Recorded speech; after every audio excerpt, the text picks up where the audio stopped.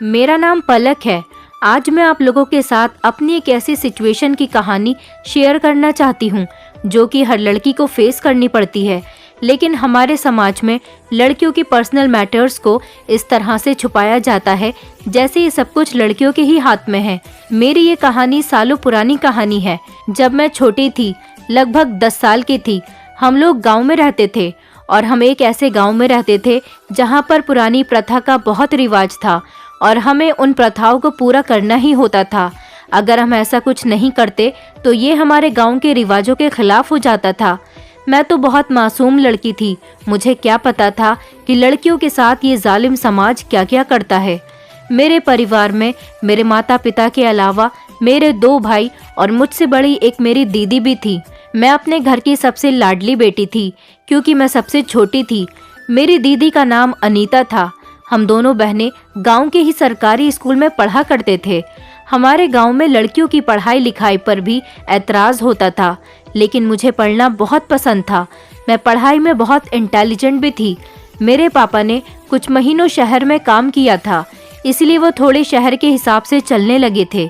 मेरे पापा ने हम दोनों बहनों का एडमिशन सरकारी स्कूल में ही करवा दिया था, क्योंकि हमारे गांव में प्राइवेट स्कूल तो कोई था ही नहीं और ना ही हम लोग अमीर थे। प्राइवेट स्कूल का खर्चा अफोर्ड भी नहीं कर सकते थे। मेरे पापा बड़ी मेहनत से पैसा कमाते थे। पहले हमारी दादी भी हमारे साथ ही रहा करती थी, लेकिन कुछ महीनों पहले ही उनका देहांत हुआ था। मेरी दादी को हम दोनों बहनों के स्कूल जाने पर बहुत ऐतराज होता था। ये हमारे पापा की जिद थी कि हम लोग स्कूल जा रहे थे।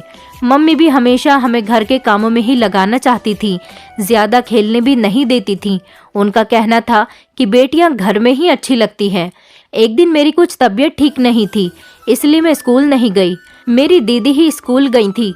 मैं 4th क्लास में थी और मेरी दीदी 7th क्लास में थी। मेरी दीदी मुझसे 3 साल बड़ी थी और दीदी से बड़े 2 भैया भी थे। वो दोनों भी स्कूल में पढ़ने के लिए जाते थे। उस दिन मैं स्कूल नहीं गई थी, लेकिन तभी अचानक मुझे अनीता दीदी के जोर जोर से चिल्लाने की आवाज आने लगी। अनीता दीदी स्कूल से घबराई हुई लौटी और साइकिल पटकते हुए वो घर से बाहर से ही मम्मी चिल्लाने लगी। मैं भागती हुई अनीता दीदी की तरफ चली गई। मम्मी किचन में पकौड़े बना रही थीं। जब उन्होंने अनीता दीदी की चीखें सुनी तो बेसन में सने हुए हाथ लिए ही दरवाजे की तरफ भागती हुई अनीता दीदी के करीब पहुंची। मम्मी सोच रही थी कि ना जाने अनीता के साथ ऐसा क्या हादसा हो गया जो वो बुरी तरह से चिल्ला रही है। पर मैंने देखा कि मेरी गोलमोल अनीता दीदी बस बुरी तरह से रोए चली जा रही थी। उनके चेहरे पर बहुत परेशानी दिखाई दे रही थी। उनकी मासूम आंखों से आंसुओं का सैलाब उमड़ा हुआ था। अनीता दीदी की स्कूल यूनिफॉर्म धूल से भरी हुई थी, जैसे वो कहीं जमीन पर गिरकर आई हों। अनीता दीदी के स्कर्ट पर मिट्टी के धब्बे और शर्ट पर पसीने भरे हाथों के निशान, साथ ही उनके जूते पर लाल रंग के कुछ धब्बे भी मौजूद थे। उनकी 2 चोटी वाले पॉनीटेल में बंधे हुए घने बाल पसीने से भीगे हुए थे। अनीता दीदी को इस हालत में देखकर मम्मी का दिल भी सहम कर रह गया था। ऐसा लग रहा था जैसे मम्मी का दिल किसी ने अपनी मुट्ठी में बंद कर लिया हो। मम्मी ने घबराकर दीदी से पूछा, क्या हुआ है अनीता तुझे? मेरी बच्ची, तू क्यों रो रही है और तेरी ये हालत किसने की? ये कहते हुए मम्मी ने दीदी को गले से लगा लिया। इस बात पर अनीता दीदी ने अपनी गहरी सांस भरते हुए पूरी बात मम्मी को बता दी। उन्होंने कहा कि मम्मी, मैं दोपहर में लंच करने के बाद अपने दोस्तों के साथ स्कूल के मैदान में पकड़म पकड़ाई खेल रही थी और हम लोग बहुत मस्ती कर रहे थे। मैं भागते हुए जैसे ही पेड़ के पीछे गई तो मेरा सर अचानक ही पेड़ की टहनी से टकरा गया और मैं वहीं पर गिर गई। मुझे गिरता हुआ देखकर मेरी एक दोस्त मेरे पास आकर मुझे उठाने लगी। तभी मेरी एक दोस्त ने मुझे बताया कि अनीता, तुम्हारी स्कर्ट पर तो लाल रंग का कुछ लग रहा है।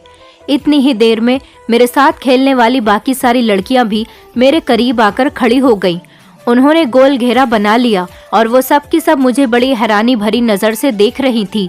वहां पर मौजूद एक लड़की जिसका नाम रवीना था, उसने ध्यान से मेरी तरफ देखकर मुझे बताया कि अरे अनीता, तेरे स्कर्ट पर तो खून लगा हुआ है। ये खून है, क्या तुझे कोई चोट लग गई है? ये सुनते ही मम्मी मेरे पैरों तले से जमीन निकल गई थी। मैंने रवीना से कहा, नहीं, मुझे कोई चोट नहीं लगी। तो फिर ये खून कैसा है? मैं बहुत डर गई थी। मैं फौरन ही वॉशरूम चली गई।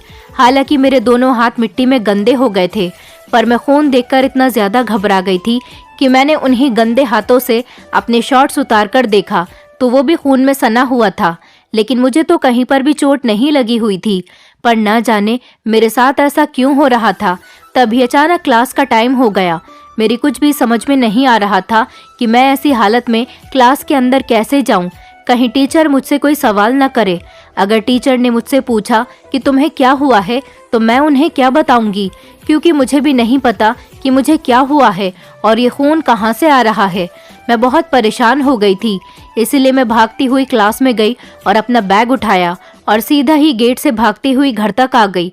मुझे स्कूल के गार्ड ने बहुत रोकने की कोशिश की, पर मैंने किसी की नहीं सुनी। मैंने फौरन अपनी साइकिल उठाई और मैं यहाँ पर आ गई। मम्मी, बताओ ना, मेरे साथ ये सब क्या हो रहा है। अनीता दीदी बहुत रो रो कर अपनी बात मम्मी को बता रही थी। उनकी बातें सुनते ही मम्मी समझ गई थी कि अनीता दीदी के साथ आखिर क्या हुआ है। मम्मी ने तुरंत दीदी से कहा, चल अंदर चल, ये बातें यहाँ खुले में समझाने की नहीं है, और तू रो मत, सब कुछ ठीक हो जाएगा, परेशान मत हो। बस ये समझ ले कि अब तेरे चाकू विद्या करने का टाइम आ चुका है। ये सारी बातें मैं दूर से खड़ी हुई सुन रही थी। मम्मी ने भी जब मुझे ये सारी बातें सुनते हुए देखा तो उन्होंने मुझे डांट लगाई। कहने लगी कि तू यहाँ पर खड़ी हुई हमारी बातें क्या सुन रही है, चल कमरे में जा। मम्मी ने मुझे डांट कर भगा दिया। मैं तो अपने कमरे में आ गई थी, लेकिन मम्मी अनीता दीदी को दूसरे कमरे में लेकर चली गई थी। मैं ये सारी बातें सुनकर बहुत ज्यादा डर गई थी और ना जाने मम्मी दीदी को दूसरे कमरे में क्यों लेकर गई थी और वो दीदी के साथ क्या करने वाली है। मैं इसी कश्मकश में थी कि अनीता दीदी से ये बात कैसे पूछूं कि उनके साथ ये सब कुछ क्या हो रहा है और मम्मी का चाकू विद्या से क्या मतलब है। जैसे तैसे दिन गुजर गया था और इस सब में ही शाम हो गई थी। मम्मी मेरे कमरे में आई और उन्होंने मुझे कमरे से बाहर निकलने के लिए मना किया था। उन्होंने कहा था कि आज कमरे से बाहर मत निकलना, अपने कमरे में ही बैठी रहना। अगर बाहर आते हुए देख लिया तो तुम्हारी खैर नहीं है। थोड़ी देर के बाद मुझे हमारे घर में कुछ लोगों की मौजूदगी का एहसास हो रहा था। मैंने अपने कमरे की खिड़की से झांक कर देखा तो हमारे आंगन में मोहल्ले की 2-3 औरतें बैठी हुई थीं। वहां पर हमारे गांव की सबसे बूढ़ी औरत भी मौजूद थी, जिनको हमारे गांव की बड़ी बूढ़ी कहा जाता था। हमारे घर के अंदर बैठी हुई वो सारी औरतें गंभीर मुद्रा में किसी विषय पर चर्चा कर रही थी। मैं चोरी चुपके अपने कमरे की खिड़की से ये सब कुछ देख रही थी और उनकी बातें भी सुनने की कोशिश कर रही थी, लेकिन वो लोग इतने धीरे धीरे बात कर रही थी कि मेरी कुछ समझ ही नहीं आ रहा था। मुझे उनकी कोई बात सुनाई नहीं दी, पर मैं और कर भी क्या सकती थी। मैं खिड़की पर खड़ी हुई उनकी बातों को सुनने की कोशिश करती रही। औरतें मम्मी को किसी चाकू विद्या के बारे में कुछ समझा रही थी। मुझे बीच बीच में अनीता दीदी का नाम भी सुनाई दे रहा था। कुछ देर बाद वो सारी औरतें अपने घर चली गईं और मम्मी अनीता दीदी को अपने साथ लेकर अपने कमरे में चली गईं। हमारे घर में 3 कमरे थे। एक कमरे में मम्मी पापा और दूसरे कमरे में मैं और दीदी, और तीसरे कमरे में दोनों भैया सोया करते थे। लेकिन आज मैं बड़ी परेशान हो रही थी कि आज मम्मी दीदी को अपने और पापा वाले कमरे में लेकर क्यों चली गई थी। आज सुबह से मम्मी बार बार अपने ही कमरे में दीदी को लेकर जा रही थी। मेरी तो कुछ भी समझ में नहीं आ रहा था, लेकिन मैं ये सब कुछ जानना चाह रही थी, क्योंकि अपने घर में अपनी बड़ी दीदी की ऐसी हालत देखकर मैं भी कुछ परेशान सी हो गई थी। रात के टाइम पर दोनों भाई और पापा भी घर में मौजूद थे, लेकिन मैंने एक बड़ी अजीब बात देखी थी। मम्मी ने मुझे उनके सामने कमरे से बाहर आने के लिए बोल दिया था। हम सब लोग एक साथ बैठे हुए खाना खा रहे थे, लेकिन अनीता दीदी हम लोगों के साथ बैठकर खाना नहीं खा रही थी। पापा ने मम्मी से कहा, अनीता कहाँ है, उसको बोलो कि आकर खाना खा ले। तभी मम्मी ने पापा से कहा, अनीता की आज तबीयत ठीक नहीं है, वो सो रही है। लेकिन मैं ये देखकर हैरान थी कि मम्मी पापा से झूठ क्यों बोल रही थी। अनीता दीदी तो बिल्कुल ठीक थी। हाँ, उनके साथ स्कूल में एक हादसा हो गया है, लेकिन वो कमरे में आराम कर रही है और जाग रही है। और मैं खाना खाने से पहले देखकर आई थी और मम्मी मेरी आंखों के सामने खुद दीदी को खाना कमरे में ही देकर आई थी। फिर मम्मी ने पापा से झूठ क्यों बोला, लेकिन मम्मी ने पापा से एक बात और कही। उन्होंने पापा से कहा कि आज आप रवि और राज के कमरे में सो जाना। आज अनीता की तबीयत कुछ ठीक नहीं है, इसलिए वो मेरे साथ सोना चाहती है। पापा ने कहा, अगर अनीता की तबीयत ठीक नहीं है तो तुम उसे डॉक्टर के पास ले जाओ, दवाई दिलवा दो। मम्मी कहने लगी, हाँ मैंने उसको दवाई दिलवा दी है। वो आज कुछ परेशान थी, स्कूल में गिर गई थी, इस वजह से उसके घुटने में चोट आ गई। मैंने दिखा दिया है, डॉक्टर ने दवाई भी दी है, अब कुछ बेहतर महसूस कर रही है, पर आज वो मेरे साथ ही सोना चाहती है।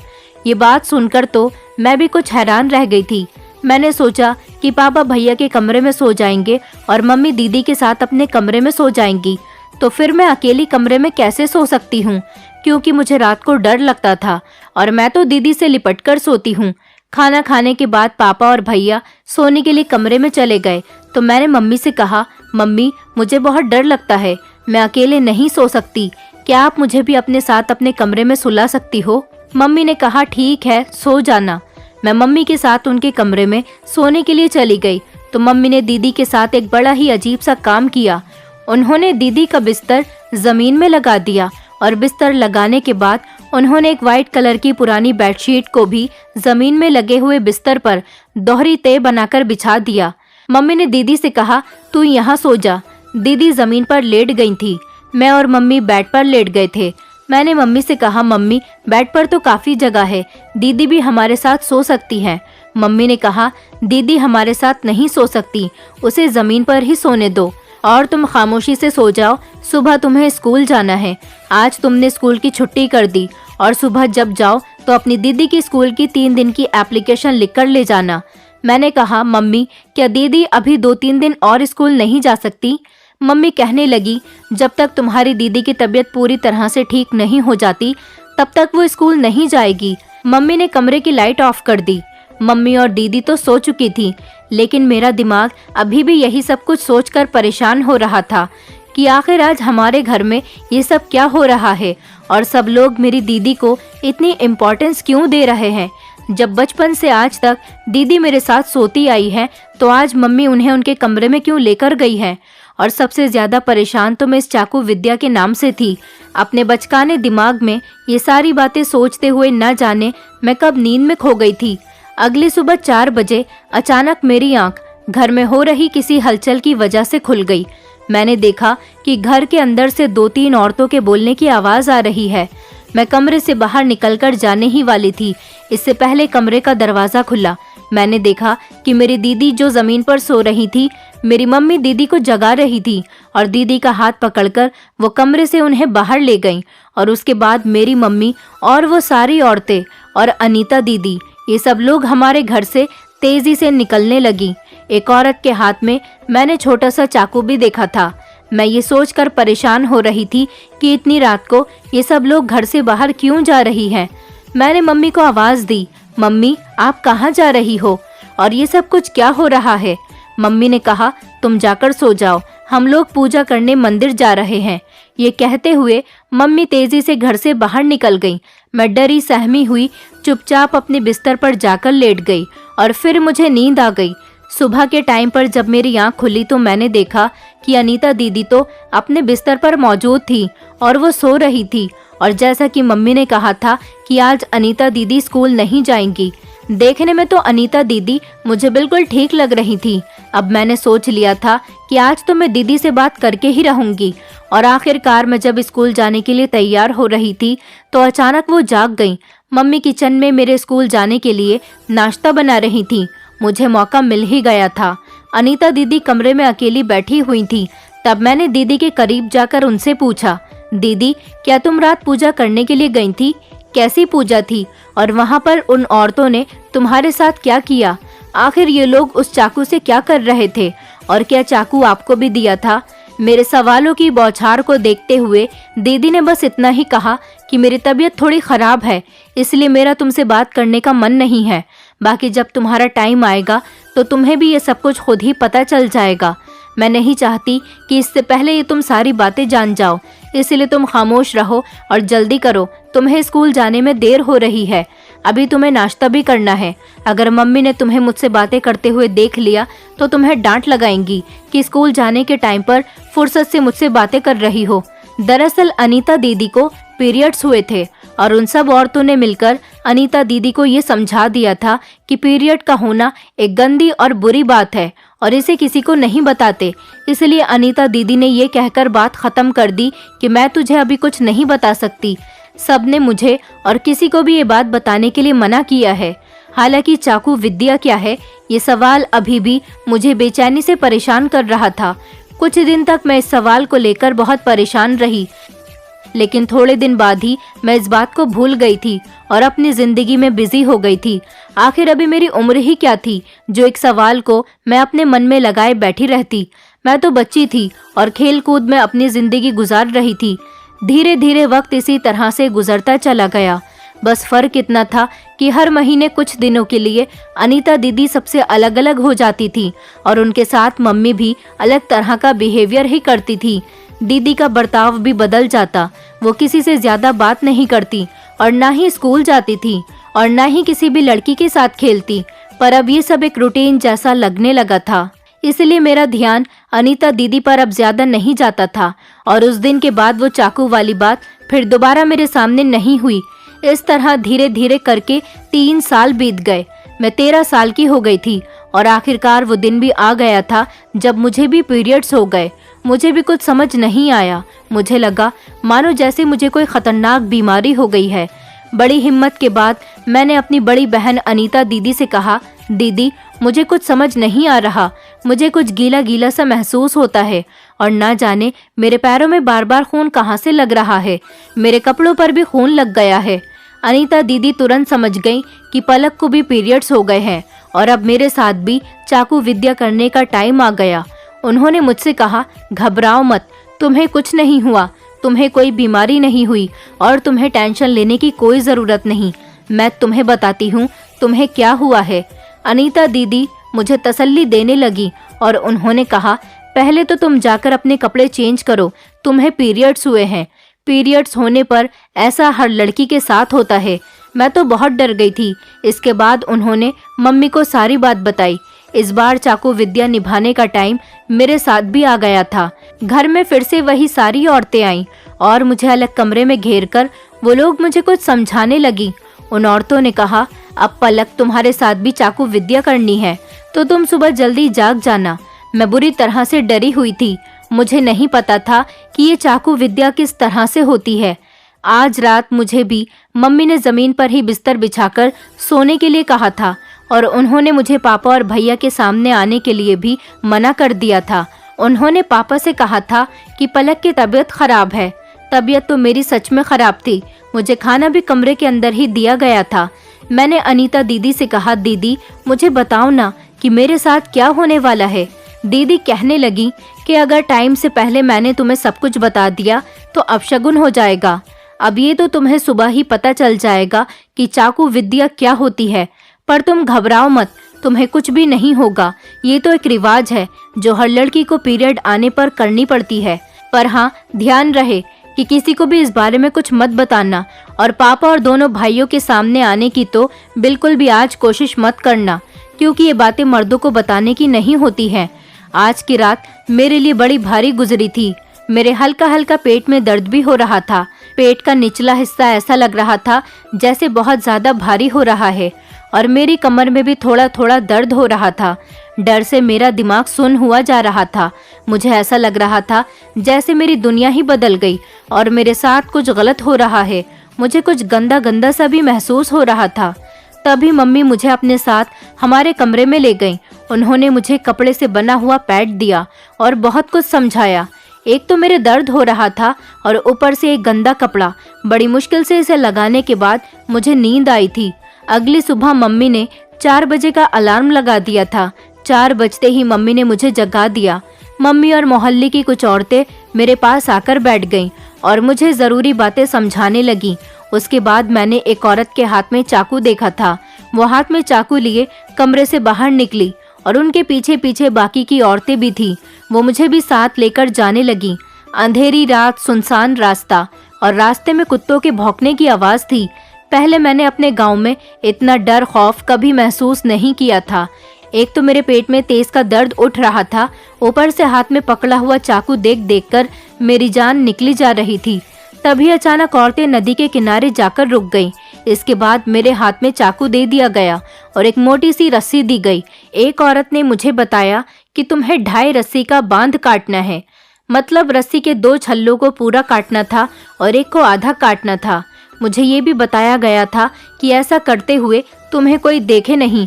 अगर किसी ने ऐसा तुम्हें करते हुए देख लिया तो ये सब कुछ अपशगुन माना जाएगा और रस्सी काटकर तुम फौरन ही नदी में फेंक देना और चाकू को अपने पेट के निचले भाग से लगाकर उल्टे पैरों हमारे पास तक आ जाना।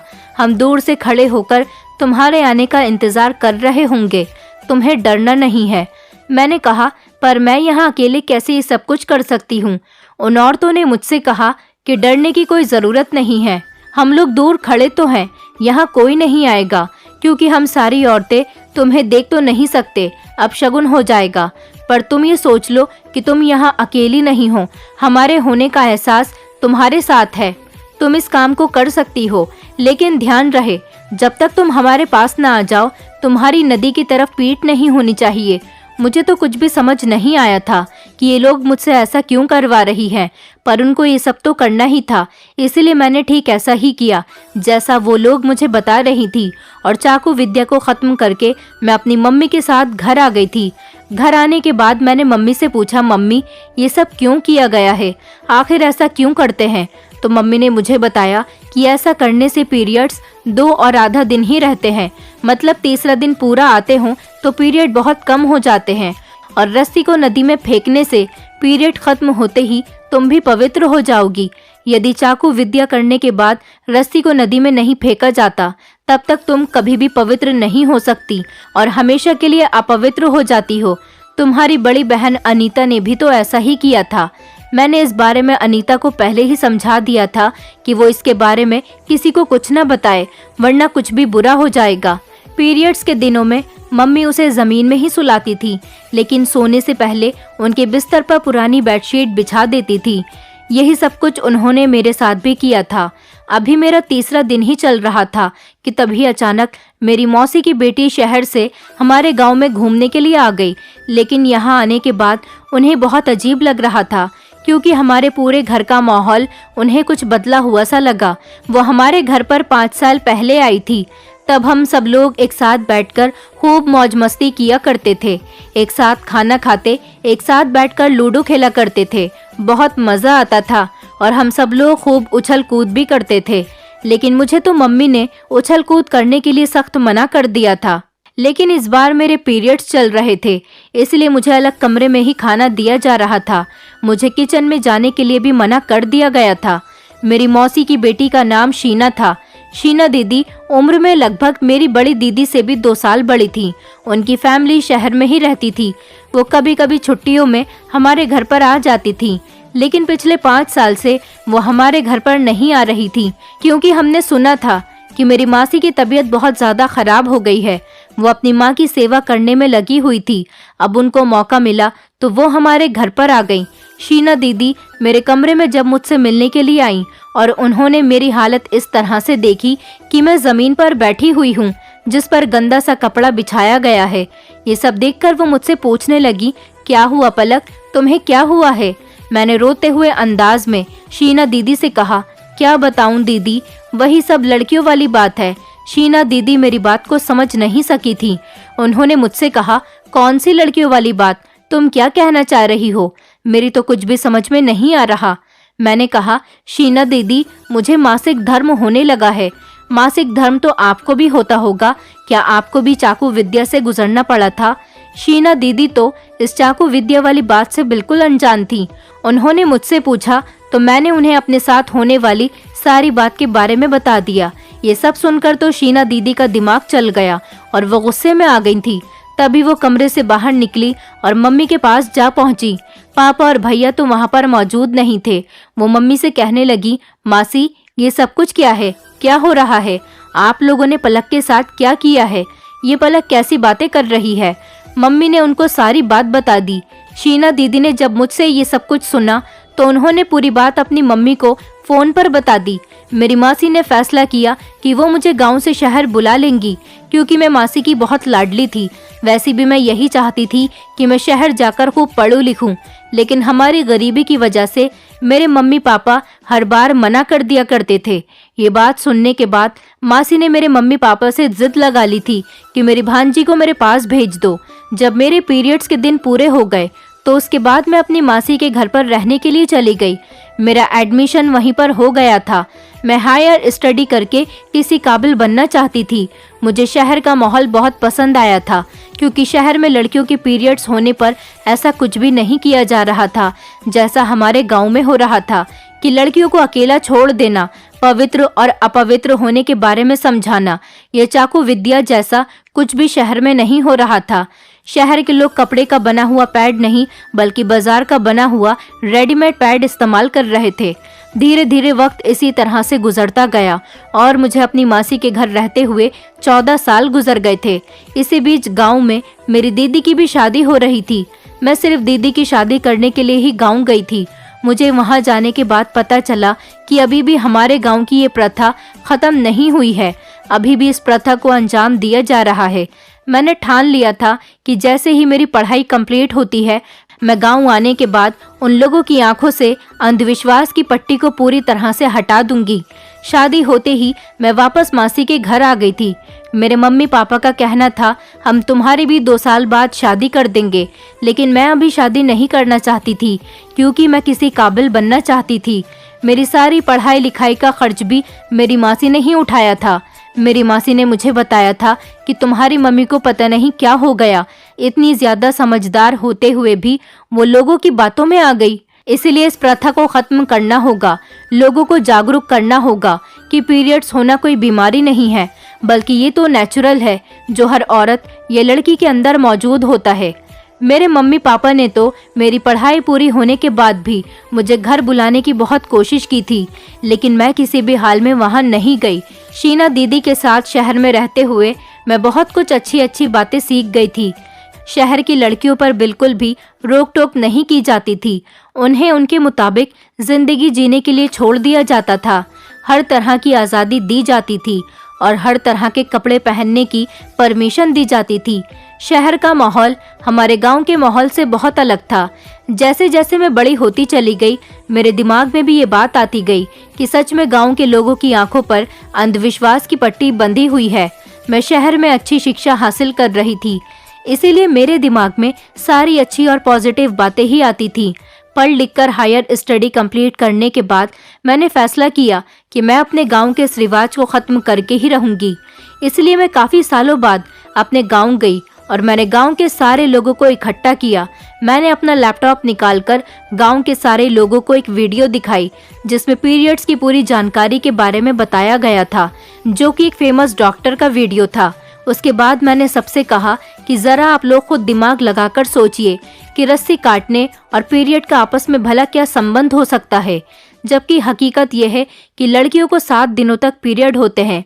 3 दिन में लड़कियों का पीरियड कम होना कोई बड़ी बात नहीं, क्योंकि नॉर्मल रूटीन की बात है।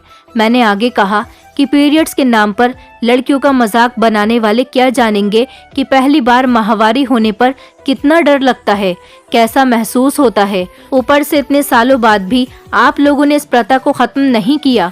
मेरे साथ भी बचपन में ऐसा ही किया गया था और ना जाने इस गांव की कितनी लड़कियों के साथ आपने ये अंधविश्वास किया कि अपने घरों में बंद रहें, खेल कूद ना करें, किचन में ना जाएं, पापा और भाइयों को ये बातें ना बताएं और जमीन पर सोने का नियम। लेकिन इसके अलावा भी आप लोगों ने अपने अलग से 10 कानून बनाए हुए हैं, जिनके बारे में घर की महिलाएं ही जानकर रह जाती हैं। हालांकि शहर में ऐसा नहीं होता। शहर के लोग बहुत पॉजिटिव थिंकिंग रखते हैं। घर में पुरुषों को भी ये बात पता होनी चाहिए, ताकि वो अपनी बहन बेटियों और पत्नियों का साथ दे सके और इस पीड़ा भरे दिनों में उनका ख्याल रख सके। पुरुषों से इस बात के बारे में बिल्कुल भी ना छुपाएं। उन्हें इस बारे में समझाएं कि औरत किस तकलीफ से गुजरती है, क्योंकि ये सब कुछ तो लड़कियों के साथ होना नॉर्मल सी बात है। मेरी ये बात सुनने के बाद गांव की औरतों ने मुझसे और बाकी लड़कियों से माफी मांगी। जिस तरह से विश्वास के नाम पर चाकू विद्या कराई जा रही थी, उसे खत्म करें। उन्होंने मुझे भरोसा दिलाया कि आज के बाद हम अपनी बेटियों के साथ ऐसा कुछ भी नहीं करेंगे। मैंने लड़कियों को इन दर्द भरे दिनों में खुद को सेफ रखने के काफी सारे तरीके भी बताए और मैंने उनके पेरेंट्स को बताया कि इन दिनों अपनी बेटियों के साथ प्यार भरा बिहेव करें और उनसे कहा कि अपनी बेटियों को पढ़ाइए लिखाइए ताकि वो अपने पैरों पर खड़े होने काबिल बन सकें। अब वो जमाना नहीं रहा, जमाना बहुत आगे बढ़ गया है। हर इंसान पढ़ा लिखा है, इसलिए आप लोगों को भी आगे बढ़ना होगा। ये पुराना दौर नहीं है, ये नया जमाना है, इसके हिसाब से ही आपको चलना होगा। गांव के सारे लोगों ने ये सारी बात समझने के बाद मेरा बहुत शुक्रिया अदा किया था और उन लोगों के अंदर भी जागरूकता पैदा होने लगी थी। उन लोगों ने अपनी बेटियों पर रोक टोक करना बंद कर दिया था। कुछ दिनों बाद मैं एक फेमस न्यूज़ रिपोर्टर बन गई, तो मैंने अपनी मम्मी पापा को भी गांव से शहर बुला लिया था। मेरे दोनों भाई भी शहर में रहते हुए काम कर रहे थे। हम लोग गांव सिर्फ घूमने के लिए ही जाते थे या फिर अपने रिश्तेदारों से मिलने जाते। मैं जब भी गांव में जाती तो गांव के लोग मेरा बहुत शुक्रिया अदा करते और मुझसे बहुत खुश होते थे।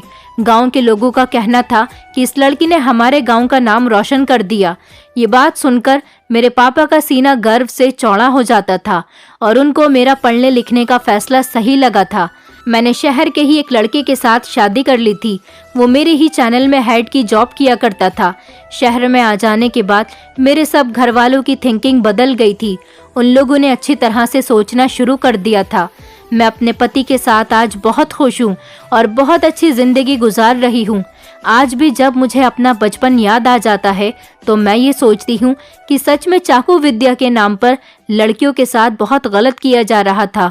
आप लोग भी बताइए, क्या आपने भी इस प्रथा के बारे में पहले सुन रखा था? हमें कमेंट करके ज़रूर बताइए। वैसे तो मुझे भी बड़े होने के बाद ये सारी बातें बड़ी अजीब लगी थी, लेकिन आज भी कई पिछले इलाकों में इस तरह अंधविश्वास और चोरी छुपे इस प्रथा को कायम किया जा रहा है। अगर आप लोग चाहें तो मेरी तरह हिम्मत बांधकर इस गलत प्रथा को खत्म करवा सकते हैं और लोगों को जागरूक करवा सकते हैं। दोस्तों, उम्मीद करती हूँ आपको हमारी कहानी पसंद आई होगी।